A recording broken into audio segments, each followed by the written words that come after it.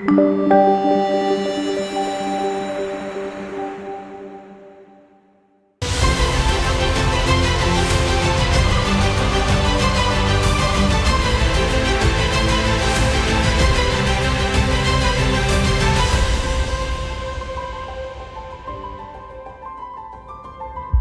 there, I'm Liz Birkeland. I'm super excited to be here with you today. And today we are reading Deuteronomy chapters 23 through 26. And so I invite you to grab your Bible or just listen along and let's start. He who is emasculated by crushing or cutting shall not enter into Yahweh's assembly. A person born of a forbidden union shall not enter into Yahweh's assembly. Even to the 10th generation shall no one of his enter into Yahweh's assembly. An Ammonite or a Moabite shall not enter into Yahweh's assembly. Even to the 10th generation shall no one belonging to them enter into Yahweh's assembly forever, because they didn't meet you with bread and with water on the way when you came out of Egypt, and because they hired against you Balaam, the son of Beor, from Pethor of Mesopotamia, to curse you. Nevertheless, Yahweh your God wouldn't listen to Balaam, but Yahweh your God turned the curse into a blessing to you, because Yahweh your God loved you. You shall not seek their peace, nor their prosperity all of your days forever. You shall not abhor an Edomite, for he is your brother. You shall not abhor an Egyptian, because you lived as a foreigner in his land. The children of the 3rd generation who are born to them may enter into Yahweh's assembly. When you go out and camp against your enemies, then you shall keep yourselves from every evil thing. If there is among you any man who is not clean by reason of that which happens to him by night, then shall he go outside of the camp. He shall not come within the camp, but it shall be when evening comes, he shall bathe himself in water. When the sun is down, he shall come within the camp. You shall have a place also outside of the camp where you go relieve yourself. You shall have a trowel among your weapons. It shall be when you relieve yourself, you shall dig with it, and shall turn back and cover your excrement. For Yahweh your God walks in the middle of your camp to deliver you, and to give up your enemies before you. Therefore your camp shall be holy, that he may not see an unclean thing in you and turn away from you. You shall not deliver to his master a servant who has escaped from his master to you. He shall dwell with you, among you, in the place which he shall choose within one of your gates, where it pleases him best. You shall not oppress him. There shall be no prostitute of the daughters of Israel, neither shall there be a sodomite of the sons of Israel. You shall not bring the hire of a prostitute or the wages of a male prostitute into the house of Yahweh your God for any vow, for both of these are an abomination to Yahweh your God. You shall not lend on interest to your brother. Interest of money, interest of food, interest of anything that is lent on interest. You may charge a foreigner interest, but you shall not charge your brother interest, that God may bless you in all that you put your hand to, in the land of where you go to possess it. When you vow a vow to Yahweh your God, you shall not be slack to pay it, for Yahweh your God will surely require it of you, and it would be a sin in you. But if you refrain from making a vow, it shall be no sin in you. You shall observe and do that which has gone out of your lips. Whatever you have vowed to Yahweh your God as a free will offering, which you have promised with your mouth, you must do. When you come into your neighbor's vineyard, then you may eat your fill of grapes at your own pleasure, but you shall not put any in your container.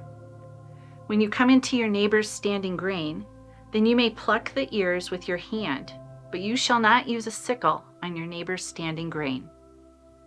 Chapter 24. When a man takes a wife and marries her, then it shall be, if she finds no favor in his eyes because he has found some unseemly thing in her, that he shall write her a certificate of divorce, put it in her hand, and send her out of his house. When she has departed out of his house, she may go and be another man's wife. If the latter husband hates her and writes her a certificate of divorce, puts it in her hand, and sends her out of his house, or if the latter husband dies, who took her to be his wife, her former husband who sent her away may not take her again to be his wife after she is defiled, for that would be an abomination to Yahweh. You shall not cause the land to sin, which Yahweh your God gives you for an inheritance.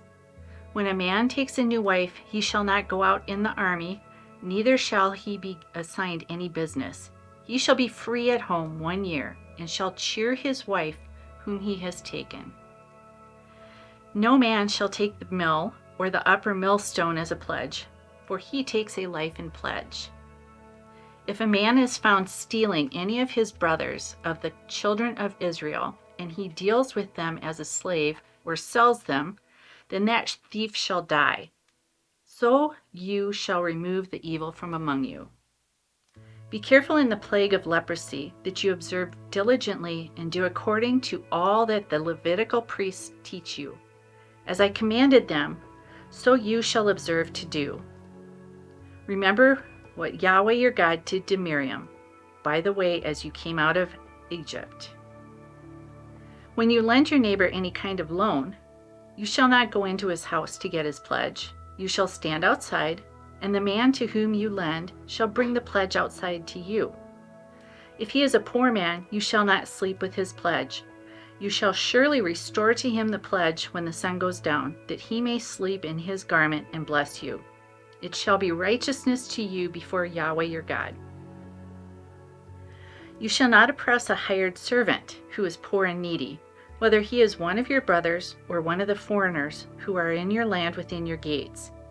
In his day you shall give him his wages, neither shall the sun go down on it, for he is poor and sets his heart on it, lest he cry against you to Yahweh and it be sin to you.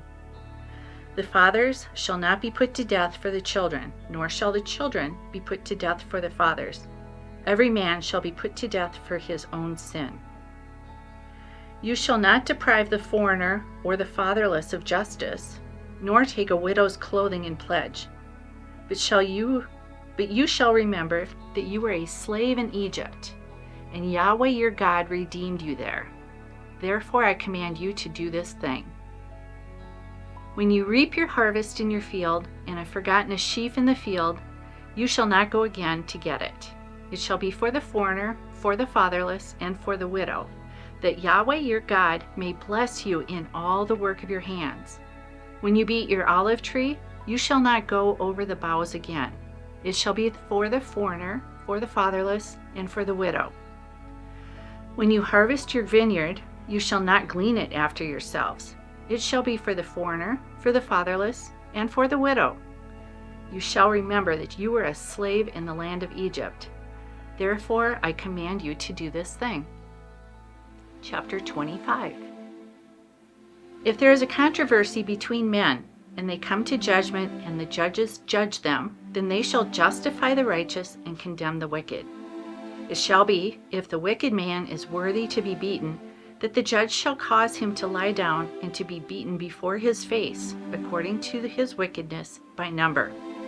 He may sentence him to no more than 40 stripes. He shall not give more, lest if he should give more and beat him more than the many stripes, then your brother will be degraded in your sight. You shall not muzzle the ox when he treads out the grain. If brothers dwell together, and one of them dies and has no son, the wife of the dead shall not be married outside to a stranger. Her husband's brother shall go into her, and take her as his wife, and perform the duty of a husband's brother to her. It shall be that the firstborn whom she bears shall succeed in the name of his brother who is dead, that his name shall not be blotted out of Israel. If the man doesn't want to take his brother's wife, Then his brother's wife shall go up to the gate to the elders and say, My husband's brother refuses to raise up to his brother a name in Israel. He will not perform the duty of a husband's brother to me. Then the elders of his city shall call him and speak to him. If he stands and says, I don't want to take her, then his brother's wife, shall come to him in the presence of the elders and loose his sandal from his foot and spit in his face. She shall answer and say, So shall it be done to the man who does not build up his brother's house. His name shall be called in Israel, the house of him who had his sandal removed. When men strive against each other, and the wife of one draws near to deliver her husband out of the hand of him who strikes him, and puts out her hand and grabs him by the private parts, then you shall cut off her hand. Your eye shall have no pity. You shall not have in your bag diverse weights, one heavy and one light. You shall not have in your house diverse measures, one large and one small. You shall have a perfect and just weight. You shall have a perfect and just measure, that your days may be long in the land which Yahweh your God gives you. For all who do such things, all who do unrighteously, are an abomination to Yahweh your God. Remember what Amalek did to you by the way as you came out of Egypt, how he met you by the way and struck the rearmost of you, all who were feeble behind you, when you were faint and weary, and he didn't fear God. Therefore it shall be, when Yahweh your God has given you rest from all your enemies all around, in the land which Yahweh your God gives you for an inheritance to possess it, that you shall blot out the memory of Amalek from under the sky. You shall not forget. Chapter 26. It shall be when you come into the land which Yahweh your God gives you for an inheritance, possess it and dwell in it, that you shall take some of the first of all the fruit of the land, which you shall bring in from your land that Yahweh your God gives you. You shall put it in a basket, and shall go to the place which Yahweh your God shall choose to cause his name to dwell there. You shall come to the priest, who shall be in those days, and tell him, I profess today to Yahweh your God, that I have come to the land which Yahweh swore to our fathers to give us. The priest shall take the basket out of your hand, and shall set it down before Yahweh your God's altar. You shall answer and say before Yahweh your God, My father was a Syrian, ready to perish. He went down into Egypt and lived there, few in number. There he became a great, mighty, and populous nation.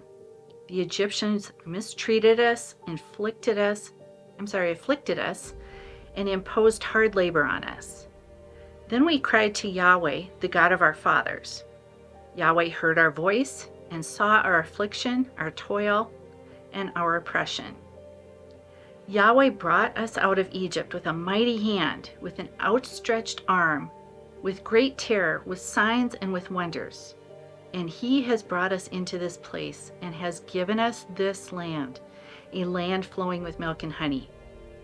Now behold, I have brought the first of the fruit of the ground, which you, Yahweh, have given me. You shall set it down before Yahweh your God, and worship before Yahweh your God. You shall rejoice in all the good which Yahweh your God has given to you and to your house, you and the Levite, and the foreigner who is among you. When you have finished tithing all the tithe of your increase in the 3rd year, which is the year of tithing, then you shall give it to the Levite, to the foreigner, to the fatherless, and to the widow, that they may eat within your gates and be filled. You shall say before Yahweh your God, I have put away the holy things out of my house, and also have given them to the Levite, to the foreigner, to the fatherless, and to the widow, according to all your commandment which you have commanded me. I have not transgressed any of your commandments, neither have I forgotten them. I have not eaten of it in my mourning, neither have I removed any of it while I was unclean, nor given of it for the dead. I have listened to Yahweh my God's voice. I have done according to all that you have commanded me. Look down from your holy habitation, from heaven, and bless your people Israel, and the ground which you have given us, as you swore to our fathers, a land flowing with milk and honey. Today Yahweh your God commands you to do these statutes and ordinances. You shall therefore keep and do them with all your heart and with all your soul. You have declared today that Yahweh is your God, and that you would walk in his ways, keep his statutes, his commandments, and his ordinances, and listen to his voice. Yahweh has declared today that you are a people for his own possession, as he has promised you, and that you should keep all his commandments. He will make you high above all nations that he has made, in praise, in name, and in honor, and that you may be a holy people to Yahweh your God, as he has spoken. That ends our reading today, and I hope it has blessed you. We look forward to seeing you tomorrow for the next readings. Thank you.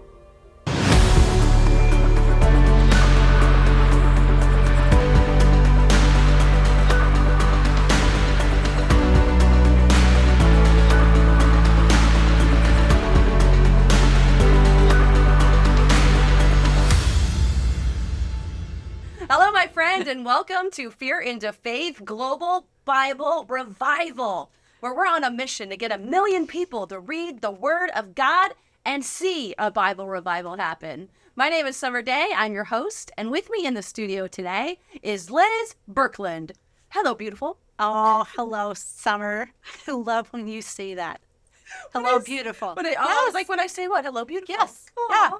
Yeah. Well, you were beautiful. Well, so are you. Thank you. The amount of belief that you have in me and every single person that you talk to on this is just, it's totally inspiring. I adore you. Well, Just starting off the game with compliments. You're so fabulous. we all need more of them. Right? I do Amen. believe. Yes. Yep. Well, let's talk a little bit about you. Tell everybody where you're from. Within a moment, you will be able to notice that I am from Minnesota because everything sounds like I'm up north. That's awesome. So the longer you talk, the more people are going to go, oh, Minnesota. I hear it. Hear it. Coming out. Yep. And what is it that you do? I am a life coach. Awesome. I'm a mom. I'm a wife. How many kids do you have? We have 2 sons. Our oldest is 28, and he lives in Omaha, Nebraska. He's a certified public accountant. Our youngest is 22, and he's in college, but he's studying accounting too. And how long you been married? We will be married 31 years in December. I know. Yeah. What is your secret to being married that long? I was so lucky. God truly blessed me with the man I'm married to. Yeah. I spent my whole life looking for someone like him and found him. Yeah. I love it. So that's a good message. Don't be afraid to spend a little more time looking. And I spent time. It's good. Yeah. Yeah. No, I love it. Yeah. You just finished doing your reading. How did that go? Were you nervous? I was a little nervous. nervous. I think one of the things that I get nervous about is I am generally a little more laid back. People think I'm serious. People think I'm not interested because I'm just a little more laid back. And so trying to put more energy into it. Yeah. And they told me before I started filming that the camera was going to suck energy out of me. It does. It's crazy. Well, and I still find anytime I'm like doing a Facebook Live or, doing something, speaking, it's like, no, you've got to amp the energy up. And I keep thinking about, I was a cheerleader in high school and like that was one of the coolest things ever. But I wonder if I had enough energy back then even. So I don't know. You had to up your energy in the other room. Awesome. Did you enjoy the scriptures you got to read? I did. Yeah. Yep. 2 Chronicles, there were a lot of names in there and a lot of stumbling, a lot of practicing ahead of time. But it's kind of like, you know what? God's going to have me say, pronounce them the way I'm supposed to, and we're just sharing God's word. So, I read the Bible now 4 times. And even then, you don't realize just how many names are in the Bible until you decide to produce this TV show. And you're dividing it all up, and you're like, oh, that person's going to have a lot of names. And so we're having to let people know, first of all, we don't need perfection. Mhm. And second of all, there's a lot of sections with names, and we have to get through the Old Testament before the New Testament. So thank you for being willing to go through those, even if maybe you weren't as confident as you would have liked to have been. Well, and without reading the Bible cover to cover, you don't know if you've read it all. Yeah. Who knows if I had read that part before, ever? Yeah. You know, Yeah. I've listened to the Bible cover to cover before, but I've never read it for myself. Wow. So I love it. it's an awesome opportunity. I think there's authority that comes when you finish and you know it, and you know you read every word in there. Mm-hmm. What made you say yes to this project? God has done so much for me in just the last year and a half. And to be able to, I've been craving him more and more and more. Yeah. And to be able to participate in this, to be able to help share this, to help get his story out so that the rest of us can get our stories out. I really think, I think about how much glory God deserves. And maybe we don't give enough. We may think it, we don't want to take it for granted. Yeah. And by sharing his word, that's part of what I want to do, is to be a vessel for him. Yeah. So Why do you think it's important for people to read the word themselves? You listen to the whole audio, but why is it important to read it? I do think part of it is just different learning styles, perhaps, too. I tend to do better when I read versus listen. Yeah. But when you start bringing it in from your eyes, there's the physical motion of moving your mouth and speaking the word. And then there's the audio part that it comes out. So you're getting 3 different views of his word by reading it and speaking it. Wow. Amen. I love it. I love it. Well, let's talk a little bit about your journey with the Lord. I don't actually know the answer to this question, even though we're friends. Were you raised in the church? Yes, technically. Technically. No one on the show so far, Liz, has had a technically answer. So please explain. Yeah. So my mom was raised in the Lutheran church, married my dad, who I think was baptized right before they were married. Okay. And he was an officer in the U.S. Army and was in Vietnam when I was sent to Vietnam when I was 4. My little sister was a year and a half old. And when I was 5, he was killed in Vietnam. Oh, my gosh. And my mom, being raised in the church, she and I never talked about this, but I really think she had a falling out with God after my dad was killed. Yeah. And rightfully so. I mean, I can imagine that was really hard being a young mom, 5-year-old, 1.5-year-old, husband dying in Vietnam. Yeah. Yep. Wow. And so we continued to go to church. I think she did get comfort from the ultimate knowledge that she was saved, that my dad was saved. And we went to church, but it honestly was like, I went to confirmation and didn't listen to a word because I was more interested in the boys who were there. And I admit that, like, right off. And then went to a Lutheran college, in fact. But I think I went to chapel once. I mean, we went to church, but it was just a rote existence. Like, we were there for just to check the box? Kind of. Like, I wasn't quite sure what it was. It was definitely religion versus faith. Okay. And even meeting my husband, we were married in the church. I joined his Lutheran church. We would have conversations, or I would be struggling with things. I'd get a new job. I would rearrange the living room, whatever it was.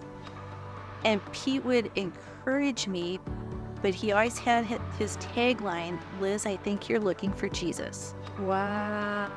And he's so, I'm going to pause you right there. okay. We're going to leave everyone hanging on I Think You're Looking for Jesus. We're going to take a break. We'll be right back. Wow.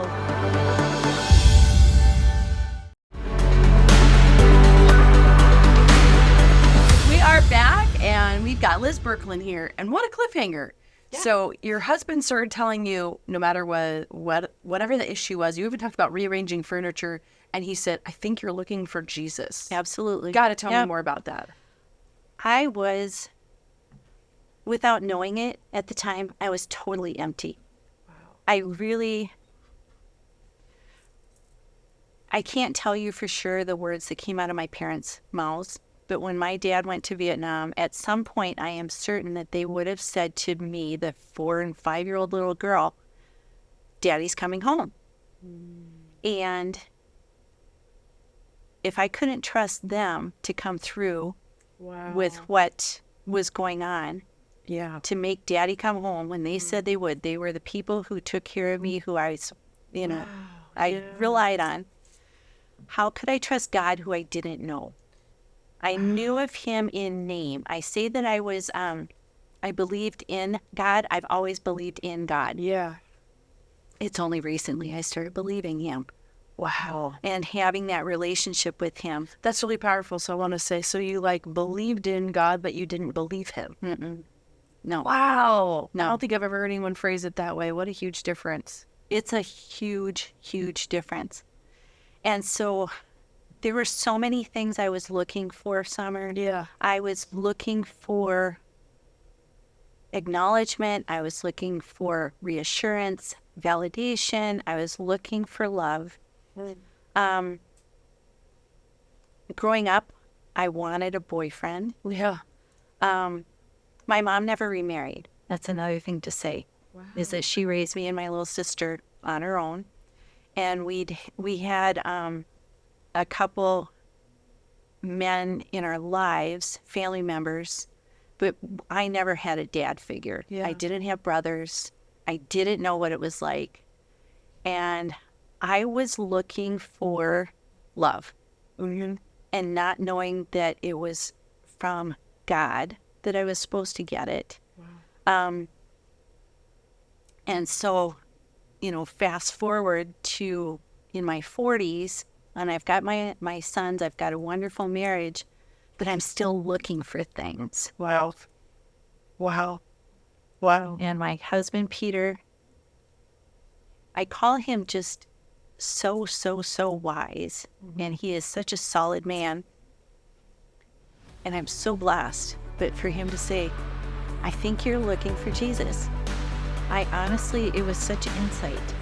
Because I don't know that I would have. Mm-hmm. Mm-hmm. So when you can check out the rest of this interview right here or by going to BibleRevival.tv. And if this show has blessed you, you can help us bless others by partnering with us for as little as $20 a month and help us to expand the reach of this show.